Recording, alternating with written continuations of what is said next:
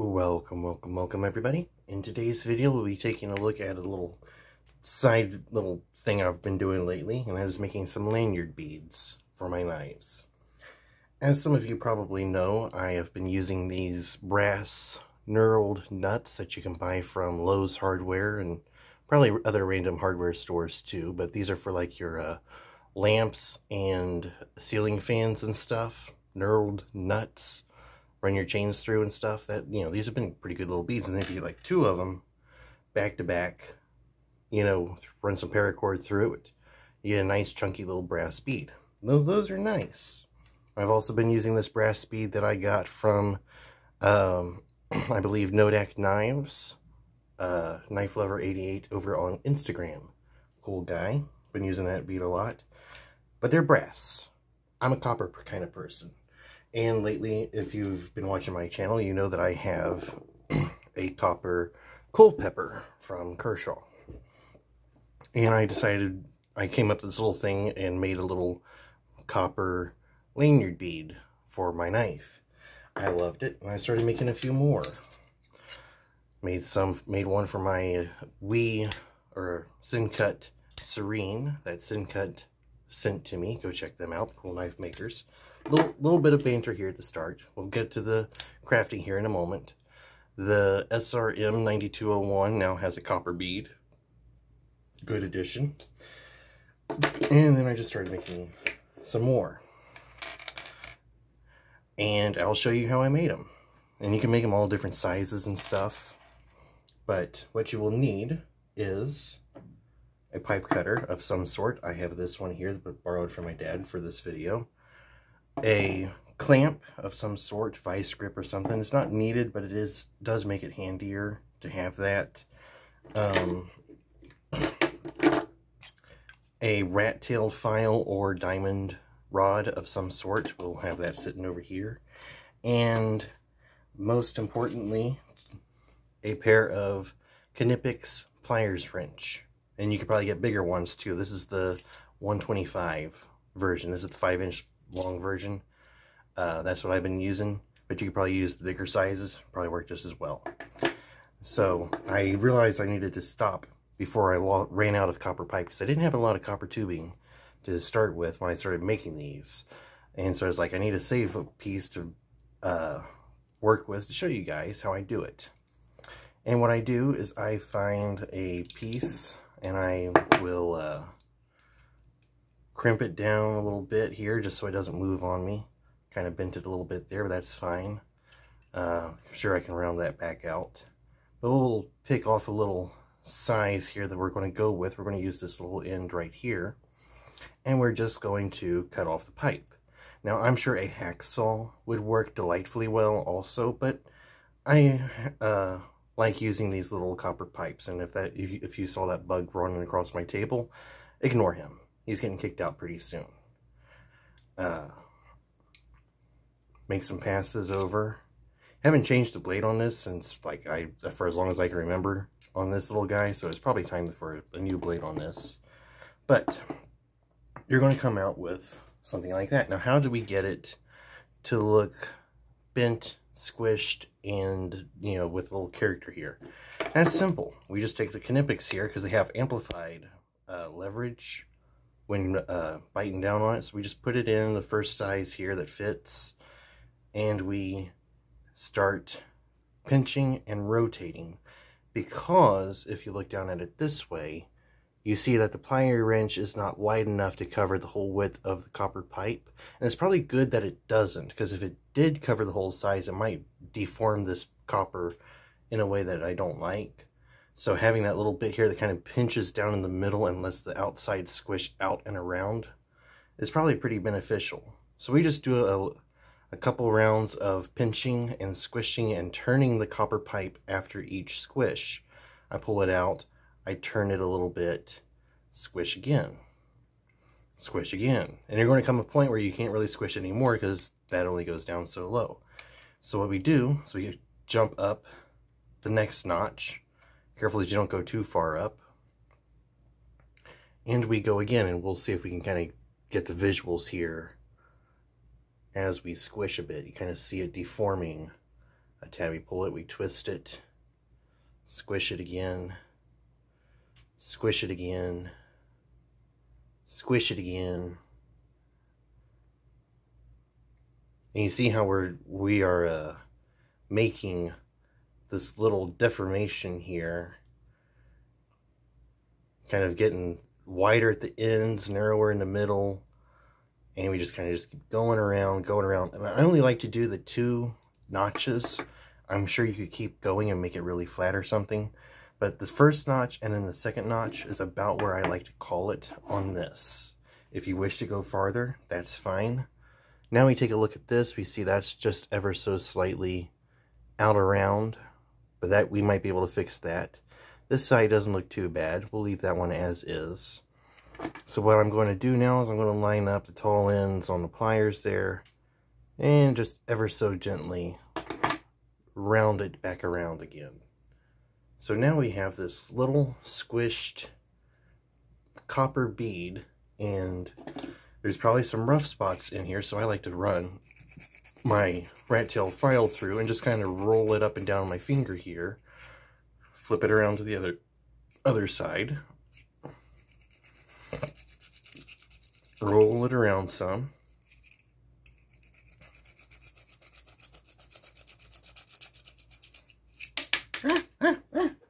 Runaway bead. Where'd you go? There you are. Sorry about that. I guess you don't like being swished too much on camera. But now we have gone from a piece of copper tubing here.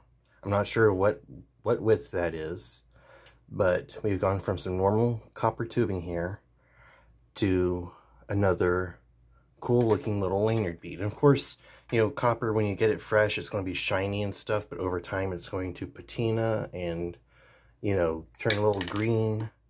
So, you know, it's going to have some character. And then you can make them like various sizes. Like this one was a longer one that I started with. This one was a shorter one that I started with. And you can really like hone in the sizes of these little beads.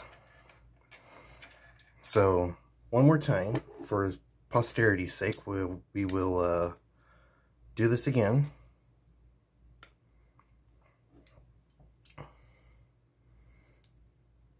Open up your thing. I'm going to see if I can do it without the vice grips here, because we're running out of copper pipe here. We'll go for we'll go a little off center here, because we'll have one large one, one small one. I will probably need to grip it with something though. This is going to be a little bit finagly here.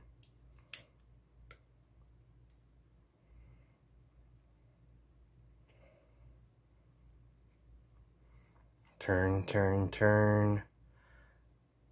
You spin me right round, baby, right round. I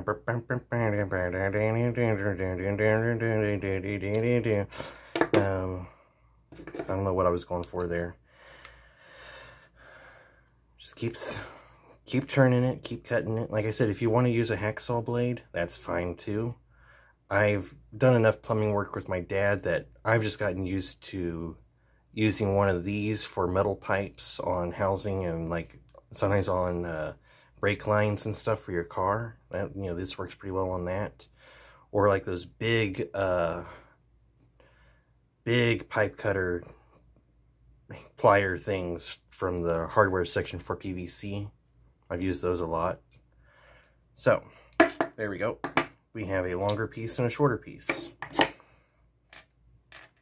And those will get turned into lanyard beads. And we'll go through this again here. So I like to, the first position I find, I like to find it just like where it just barely squishes the freshly cut pipe as it is, because we're just trying to get the ball started here. We don't want it rolling 90 miles an hour right off the bat. We just want to get the thing kind of going here. And we just pinch, twist, pinch, and twist until it doesn't want to go anymore. Amp it up one more kick. Pinch, twist, and you do have to put some pressure on it. While copper does bend, you are going to have to really just kind of, you know, convince it that you want it to be bent and go on to a knife lanyard. Copper will be a little stubborn. And there you go. And I have this little leather strop that I've been using for my knives and stuff. And you can use a leather strop like that to just really put a shine on your copper there. This one's a little rougher than what I would normally do, but for video's sake, you know. And you'll get to see me do this last piece too, just in case you want to sit around and see it again. And I will also take like a ceramic coaster here that I use to hone my knives, and just kind of take the flat edge sometimes and run it around if we have some sharpness going on. Like that, and just kind of take off any sharp spots from there. That one was a little too short to really work and really bend and show the bend the way the others do. So we'll go back to this longer piece here, and we'll see if we can see it bend as we go. You kind of see it squish a bit there. Take it, turn it a bit, squish it, turn it a bit, squish it. So you may want to hold your pliers in your hand this way too. It could be a little easier on you that way. And I'm covering it with my fingers, I'm sorry, but we have gone from a straight, uncut piece of pipe already to this, where you're seeing that bend. Like I said, we take it out, one more notch up. I went 2 notches there. There we go. 1 notch up. Pinch it again. Turn,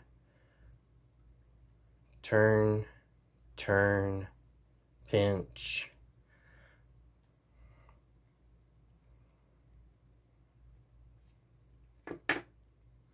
And there we have it. The rough start of a cool little lanyard bead. Rub down any sharpness that you have if you want.